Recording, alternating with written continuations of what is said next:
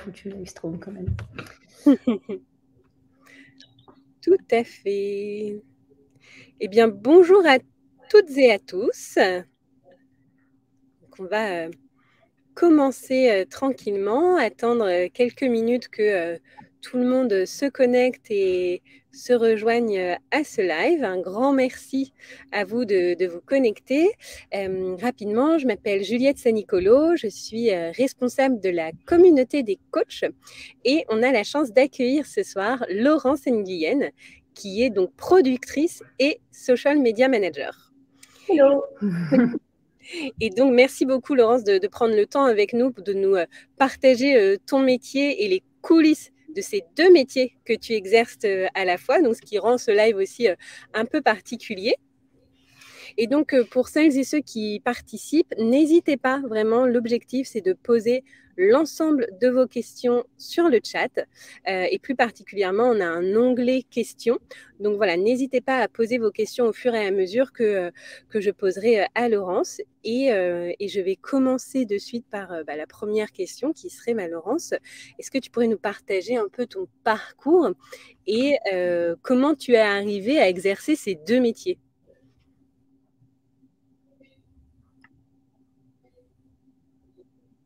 Alors, il me semble que Laurence a été déconnectée. On a perdu Laurence, donc j'espère qu'elle va nous rejoindre. C'est bon. C'est bon. Tu es déjà avec nous. Donc, ta question, c'était ? Oui, alors ma question, c'était justement, en fait, quel a été ton parcours et qu'est-ce qui a fait que tu en es arrivée à exercer ces deux métiers à la fois de productrice et social media manager ? Alors, comme c'est effectivement deux métiers, je vais essayer d'être synthétique parce que c'est deux métiers différents, effectivement. Le point commun, c'est que pour les deux métiers, j'ai appris sur le tas, si ça peut rassurer pas mal de gens ici.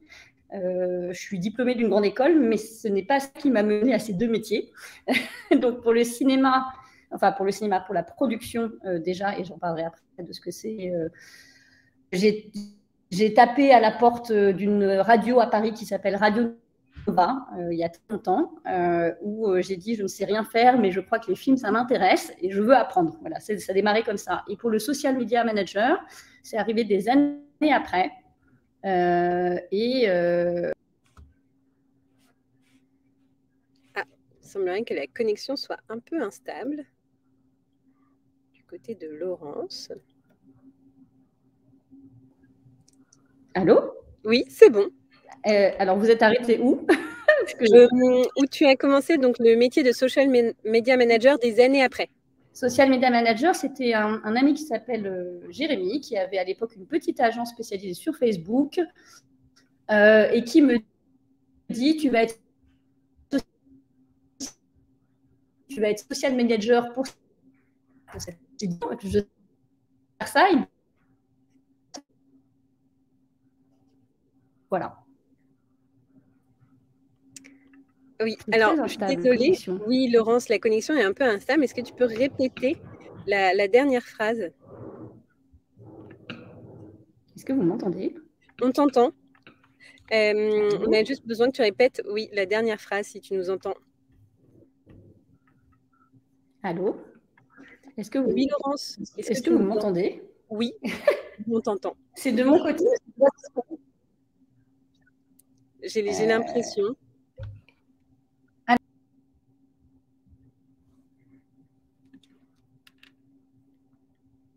Alors, est-ce que Laurence va revenir ? Je suis désolée pour les petits problèmes techniques.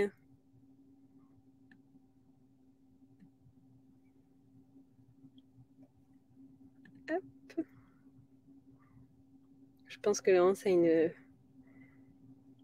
connexion instable, donc on va attendre et on va attendre la suite du parcours de Laurence sur la partie Social Media Manager.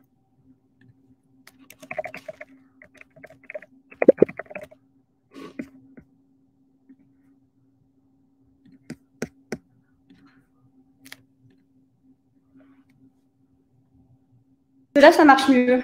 J'ai changé de bureau. Ok. Et oui, on va voir. Et du coup, vous avez eu la fin? Alors non, justement, il nous manquait la dernière phrase. On s'est arrêté que tu avais un ami, Jérémy, qui a monté une agence. Et voilà. Et ben, en fait, il m'a juste dit un jour, j'avais déjà travaillé sur d'autres choses avec lui, il m'a dit, tiens, j'aimerais que tu travailles en tant que social manager sur cette marque-là, enfin ce client-là. Et je lui avais dit, mais moi, j'ai jamais fait de social media management. Il dit, mais c'est pas vrai, t'en fais tous les jours, juste tu ne sais pas que tu es social media manager.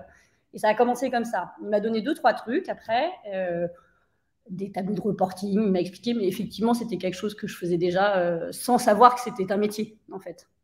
Parce que j'ai plusieurs communautés que j'avais montées. Et en fait, c'est en observant ce que je faisais avec au moins 4-5 communautés à l'époque sur Facebook que j'animais, qui m'a dit, mais en fait, tu sais très bien faire ce métier.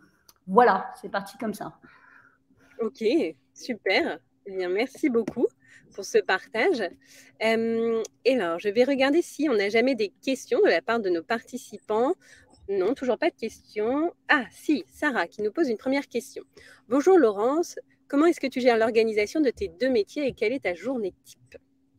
Alors, pour préciser un peu plus, j'ai été pendant longtemps, donc déjà, je vais préciser un chose sur la production parce que c'est souvent un fantasme. Quand on dit production, on pense à cinéma. Moi, il y a effectivement le cinéma. Moi, j'ai été productrice de films publicitaires et par association de clips vidéo parce que ça fonctionne souvent ensemble. Je peux expliquer pourquoi plus tard. Donc, j'ai pas déjà le métier d'un producteur de cinéma qui est très chronophage, où en général, un producteur de cinéma ne fait pas plusieurs métiers en même temps, il ne fait que ça. Déjà, ça, pour préciser. Donc, de facto, il y a un lien avec Social Media Manager, parce que je travaille en fait sur des problématiques de communication depuis longtemps, sauf que je travaillais côté film, le côté web étant naturel chez moi par un parcours antérieur encore.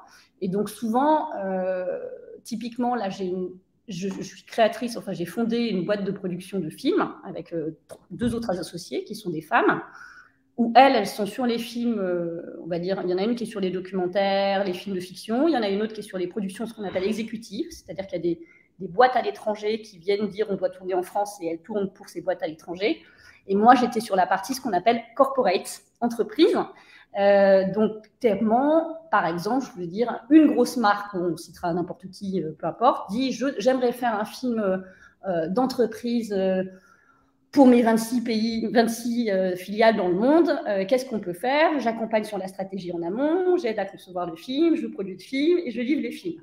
Je fais ça parce que c'était compatible avec ma vie de famille. Et donc, Social Media Manager, ça s'insère dans les temps.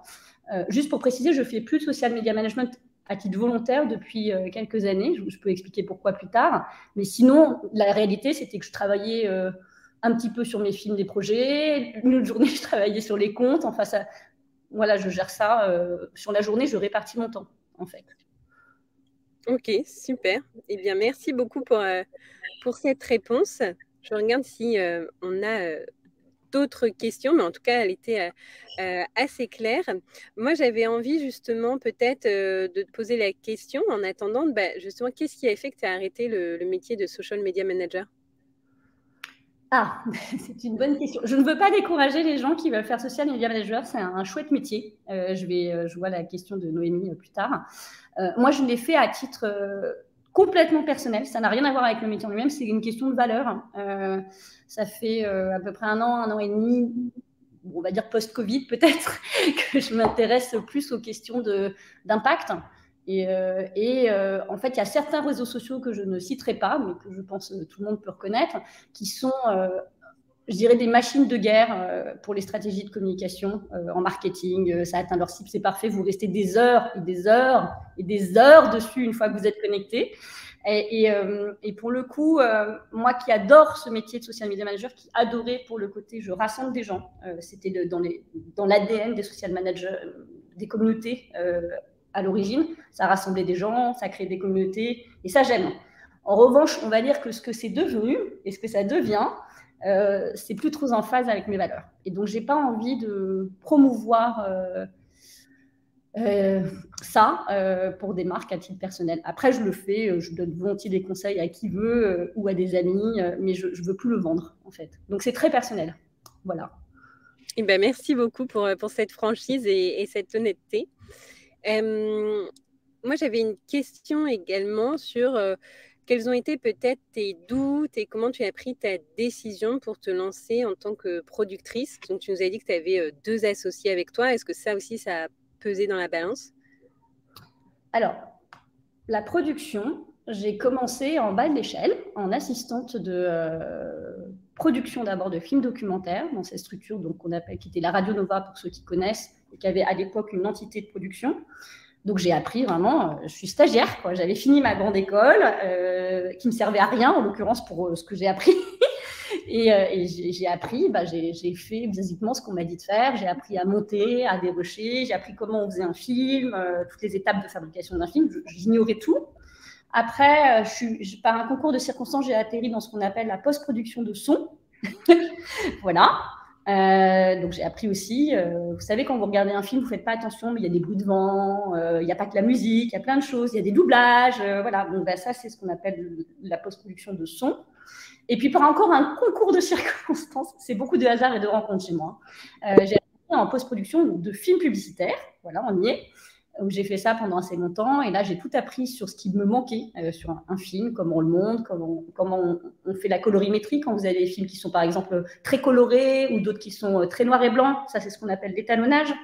Voilà. Et puis, j'ai atterri productrice par la force des choses. J'étais partie faire un break autour du monde parce que j'en avais marre de la pub, j'en avais marre pendant 10 ans. Je suis partie seule avec mon appareil photo et quand je suis rentrée, j'ai eu envie de produire d'autres choses pour moi. Donc, j'ai commencé par...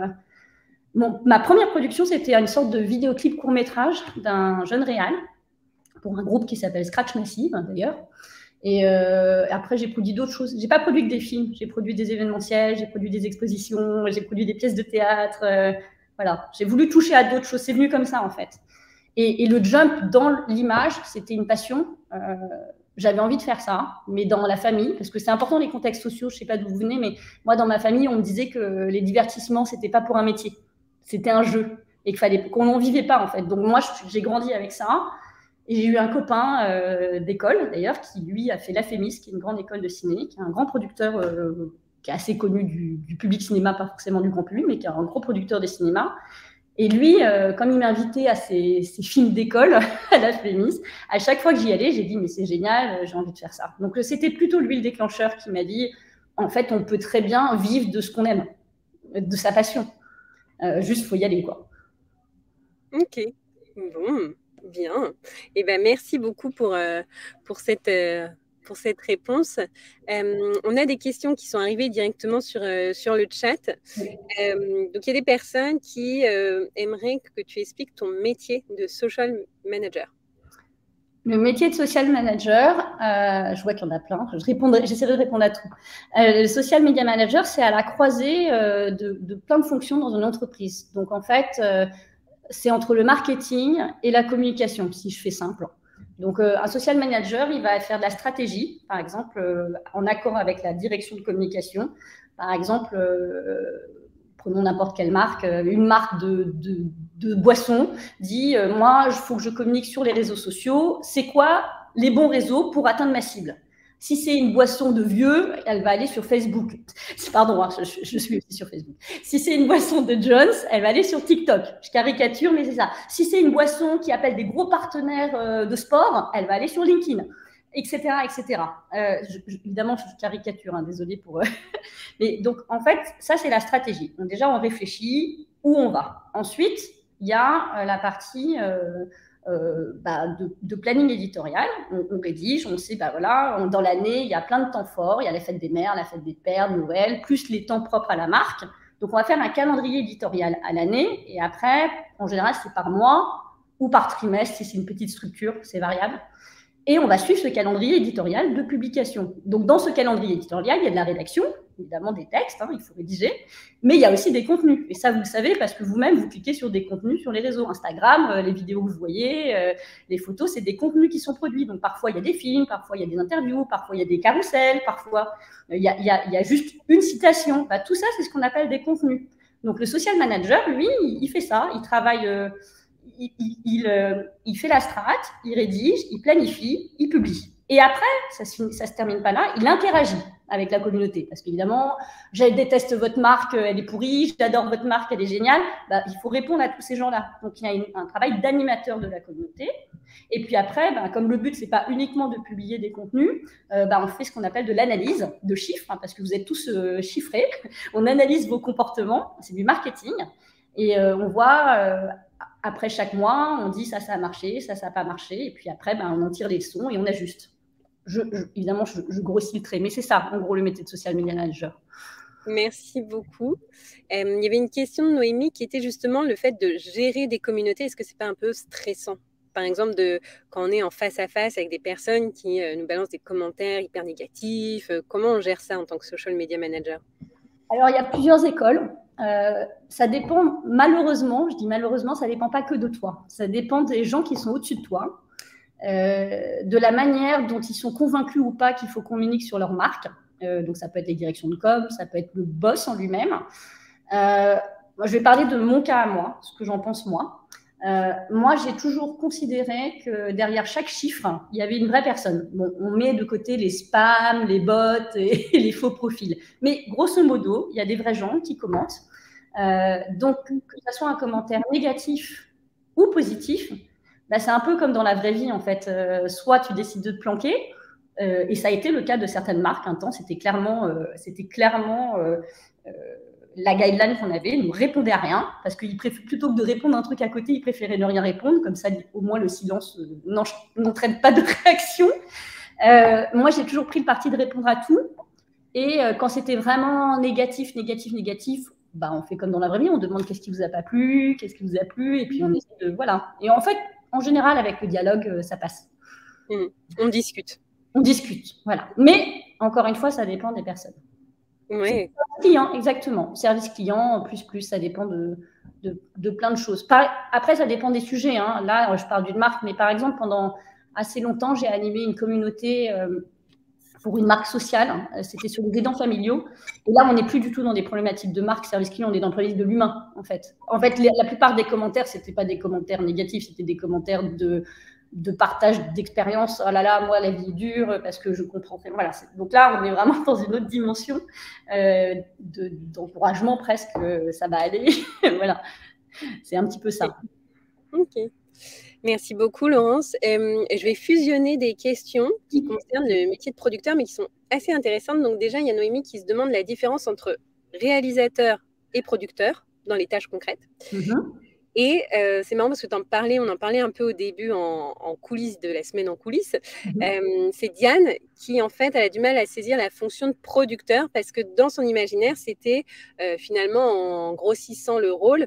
Pour moi, les producteurs, c'est eux qui vont chercher les sources de revenus, les sources de financement du film. Alors qu'en fait, finalement, un producteur, il fait bien plus. Il fait bien plus. La parole. Alors, peut-être je vais commencer par la question de Diane qui de facto va répondre à l'autre. Alors, Diane, déjà, peut-être tu n'étais pas là au début, mais il y a plusieurs types de producteurs. Il y a les producteurs de cinéma. En général, c'est ceux auxquels le grand public pense tout de suite, y compris ma mère qui ne comprend toujours pas mon métier, je pense. Donc, il y a les producteurs de cinéma qui est assez proche, je ne dis pas que c'est pareil, hein, du producteur de documentaire, dont le rôle, c'est effectivement d'aller chercher des sources pour financer un film. Ça passe par des coproductions, c'est-à-dire c'est soit une autre boîte de production qui s'associe à une autre boîte de production qui font un montage financier. Souvent, il y a les fameux financements du CNC qu'on fait un peu polémique au dernier festival de Cannes. Voilà, il y a des subventions. Donc, il y a plein de manières effectivement de financer un film. Et le producteur de cinéma, effectivement, alors je ne fais pas ce métier, mais j'ai beaucoup de copains qui le font. Le rôle, c'est pas que, mais c'est une grosse partie de ça, de recherche de financement, de monter le dossier financier, d'anticiper ce qui va se passer. Après, il y a aussi l'accompagnement de réalisateurs. Souvent, ça dépend du type de production. Ils sont plusieurs, hein, les producteurs dans les petites productions ou les moyennes. C'est-à-dire qu'il y a souvent le producteur qui est ce qu'on appelle le garant financier RH, et puis il y a le producteur administratif presque, et il y a le ou la productrice qui accompagne l'écriture des réalisateurs, qui monte l'équipe, et après il y a les directeurs de production. Donc ça, c'est pour la question des films. Donc, tu n'as pas complètement tort. En l'occurrence, moi, le métier que j'ai fait, c'était producteur de films publicitaires ou de clips, parce que souvent, ça va ensemble.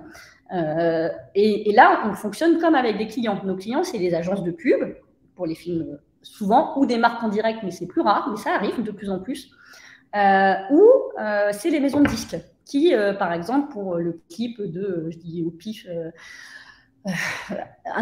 Madonna ou n'importe qui. Bon, ça, c'est des très gros clips qui coûtent beaucoup d'argent, mais la plupart des clips n'ont pas d'argent, sachez-le, c'est un fantasme. Dans la plupart des clips n'ont pas d'argent. Donc, en fait, on a des clients qui nous disent on veut faire un film, qu'est-ce qui est le mieux pour ça? Après, je peux développer comment on fait un film publicitaire, mais c'est un autre sujet. Ensuite, la différence du coup entre un réalisateur et un producteur. Donc là, je vais parler dans le cinéma. Le producteur, c'est pas lui qui réalise le film. Celui qui réalise le film, c'est celui qui va être sur le tournage. La personne qui est sur le tournage, elle a écrit souvent en France. Souvent, le réalisateur, c'est aussi celui qui écrit ou qui écrit avec le scénario, ce qui n'est pas le cas aux États-Unis. Aux États-Unis, le réalisateur est souvent séparé du scénariste. C'est encore un autre système. Et il travaille avec des chefs opérateurs, et c'est lui qui donne l'histoire, le ton, mais il travaille vraiment de manière très proche avec le producteur. Hein. Le réalisateur ne travaille pas complètement en solo, hein. Souvent, ils travaillent ensemble. Dans mon secteur à moi, à savoir la publicité, la production, le producteur, il a la relation avec les agences, hein, il va chercher l'argent puisqu'il en faut, et il va chercher à développer des réalisateurs. Et moi, c'est ce que j'aimais beaucoup, c'est-à-dire que soit il y a des réalisateurs qui sont confiés, il y a des stars dans le milieu de la publicité que vous ne connaissez pas, mais il y a aussi des stars, des réalisateurs stars. Par exemple, il va recevoir un storyboard. Un storyboard, c'est en gros 20 secondes de film publicitaire qui raconte une histoire. Il va dire, pour ce film-là, c'est de la comédie, il faut ce réalisateur-là. Oh, cette histoire-là, c'est du luxe. Vous savez, les films de luxe, c'est beau. Il ne faut pas dire un réalisateur de comédie, il faut un autre réalisateur qui est vraiment dans les marques. Et souvent, là, on va aller chercher des réalisateurs de ciné, d'ailleurs, comme Zoé Cassavetes, etc. Et le producteur, il fait ça. Il va chercher des réalisateurs. Et après, c'est les directrices de prod en dessous qui travaillent avec les producteurs, qui montent les équipes, les tournages. Le producteur, c'est un peu un chef d'orchestre aussi en pub. Moi, typiquement, parce que je mixais un peu les rôles, je monte mes équipes techniques aussi. Parce qu'en fait, on croit souvent que c'est juste mettre des techniciens autour d'un film, alors qu'il y a des histoires d'affinité, c'est pas les mêmes univers. Un réalisateur, un très bon réalisateur et un très bon chef opérateur, celui qui filme, parce que le réalisateur ne filme pas, hein, contrairement à ce qu'on croit.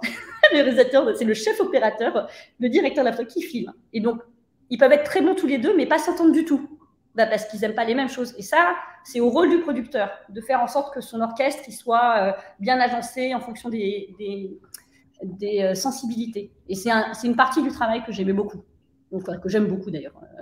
Voilà. Ok, merci beaucoup pour ces réponses hyper complètes. Je vois que le temps file. Tu as commencé à parler un peu d'argent et je vais mettre les pieds dans le plat. Sur le métier de producteur, combien on peut espérer se dégager comme salaire? Alors, pareil, c'est très variable. Je vais tout de suite dégommer le fantasme du producteur qui est sur un yacht avec un cigare. Ça existe, bien sûr, il y en a, mais ce n'est pas du tout la majorité. Donc, si on part du cinéma, pour dégommer déjà des clichés, ça peut être des très gros salaires. Les salaires vont de 0 € véridique à beaucoup d'euros. Dans les plus gros salaires, dans des grosses boîtes établies, bien sûr, ça peut aller très très haut. Effectivement, on est au-dessus de 10 K par mois ou plus. Ça peut aller très très haut. On va dire qu'un bon salaire, c'est-à-dire qu'une boîte de production de cinéma qui produit un certain nombre de films qui sont connus mais ne sont pas non plus les plus gros, un bon salaire d'un producteur cinéma va être entre 7 et 8 K. Je parle en brut, hein, par mois. La réalité d'un producteur de cinéma à Paris, c'est entre 4 et 6 K. Mais en fait, il faut bien garder en tête que quelqu'un qui monte une boîte de... Ça dépend si c'est des producteurs déjà qui sont employés ou si c'est des producteurs qui ont monté leur boîte. Souvent, les producteurs qui ont monté leur boîte, ils ne gagnent pas beaucoup d'argent. En tout cas, c'est très difficile de gagner beaucoup d'argent. Ils le font par passion, en fait, principalement. En pub, évidemment, il y a plus d'argent. C'est des tout petits formats. Ça dure 30 secondes, 35 secondes. Mais comme il y a beaucoup d'argent, les salaires sont plus élevés. Donc, en publicité, les bons salaires sont aussi autour de 10 K. Ils peuvent monter moins haut qu'un très haut salaire en cinéma, par exemple. Mais ils sont plus élevés en général. Donc 10 K par mois, plus un pourcentage sur les marges nettes qu'arrivent à dégager les producteurs par rapport au budget de film qu'ils font. Ça fonctionne comme un commercial, en gros, si je caricature. On a un fixe plus un pourcentage. Des salaires moyens à Paris, je précise encore, en producteurs de pub qui gagnent correctement leur vie sans être dans les plus hauts salaires, ils sont autour de 7 ou 8 K bruts par mois. Voilà. Est-ce qu'il y a d'autres questions en production ?